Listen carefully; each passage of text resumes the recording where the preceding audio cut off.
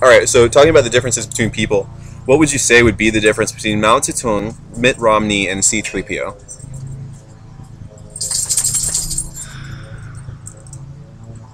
Okay. Ooh, that's a really tough question. Well, C-3PO is a robot, so obviously his emotional span is limited, which is fairly similar to Mitt Romney. I mean, to be honest. I feel like Mitt Romney suffers from that Boondocks rich white people thing. I don't think that whatever happens, he's just going to smile and clap regardless. That, and also, it's worth keeping in mind that the difference between Mitt Romney and Mao Zedong and C-3PO, I would point out... There aren't a lot of differences. Well, I think there are a couple. Like, out of those three, only Mitt hasn't really participated in a war of some kind. Yet. That's I mean, we're bringing forth the Antichrist in 2012, remember? Well, I don't think that it qualifies as participating in if you just send other people to do it. I mean, C-3PO got blown into little bits, and I mean, Mao Zedong united Communist China. Am I correct on that one? Yes, I think he did.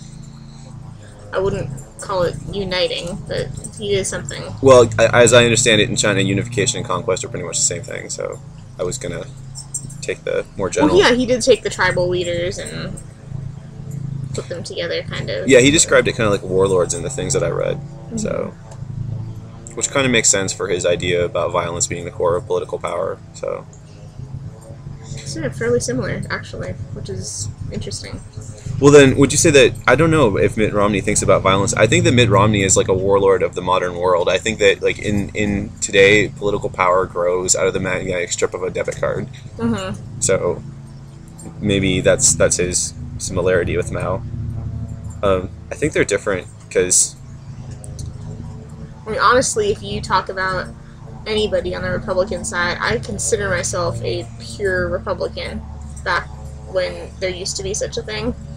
But now it's all about limiting people's rights, which is I hear not that what so it much. is. I hear that so much about like this idea that there was like a pure Republican in the past and now it's degenerated in some fashion. It has. What's this core difference between... That now they want to use religion is the core difference. When it first came over, religion wasn't as big of a deal for our founding fathers. I mean, it was. Sure. But it wasn't like it is. It's warped into this thing where it controls who is and isn't good enough to get married, who should, what they should and shouldn't do with their body. You know, there's so many facets of control on every level. Even keeping, like, the 1%. You know, you talk about the 1% and the 99%. That's a Republican-fueled situation. You know, keeping the little man down. So, in the past, like, would you say it's like within 15, 20 years, something like that? Or would you, if you had to pick some place and be like, this is when they really went off the deep end with that? The Bushes. I think that's really where it... So 92-ish? Yeah, I think that's really where it could dive. Well, what's happening also, so let me bring up another thing, is that we're becoming less educated as a whole. We are. There's becoming a bigger gap between the educated and the less educated. And there's a lot more undereducated people than there are educated people. So what you're running into is undereducated people who are being brainwashed at church. Is it always only at church? I don't know. I'm always sort of critical anywhere, of... you know? Well, yeah, that's my thing. I'm always sort of critical of it because, like, I mean, I have a lot of atheistic friends, and the notion is that why the church is this wicked thing. And I think that it's an institution, and that any institution can be a device for an ideology, and that any ideology can be a device for awful lack ideas. of education is the problem in our country. I think that's what is leading us to this situation where the Republicans have this mind control power almost over people. Would you say that's any different? I mean, people have alleged that, like, Obama has this sort of cult of personality that is likened to mind control. Would you say that was... I don't know if they have a monopoly on that kind of thing, if it was to be said that Republicans are mind controllers. I don't... You know, there's things on both sides that are strange to me, but it doesn't feel nearly as terrible on the Democratic side. It's true. It seems like when they want to control your mind, they want to control your mind so that people can have health care. Yeah.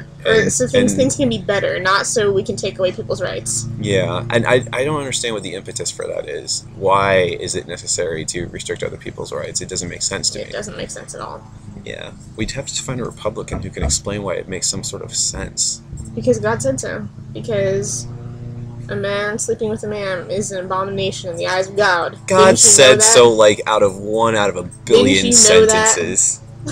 He said, like, way more sentences about not... I hear people say that so often. Use that line to... You know, that's like... As they're arguing. I went through, because, like, I'm deeply interested in these things. I found only that record. And then I went into Islam, and I found, like, one sentence there. I think it was something along the lines of, when a man lays with a man, the throne of God shakes, or something like that. Mm-hmm. Trembles, maybe it was. It's all translated to English anyway. And, it's just weird to me. There's only, like, one sentence that ever seems to be devoted to homosexuality in these texts. Yet, the vitriol that is supported with this one sentence. Well, we both know what the reasoning is, why there's such a fervor about it. Why? What would you say? Homophobic people. All right, but what? Homophobia. That's what it is. But That's what? what I don't fuels even this. get what freaks them out about these things. Because they're afraid that they're gay. I think the people who fight it the most are most in danger of actually being gay themselves. Huh. All right, so then let's suppose that we were to address this in a question of homophobia management. Would you say that it has something to do then with this idea of a one-way switch in American culture? Because we don't deal with bisexuality well at all. I would say, Mm-hmm. and there's this idea. Because it's fucking greedy. Well, I don't know. I don't agree with. I think that's a crass criticism. I think that if you compare this idea of saying, well, if you slept with a dude, then you're gay, end of discussion.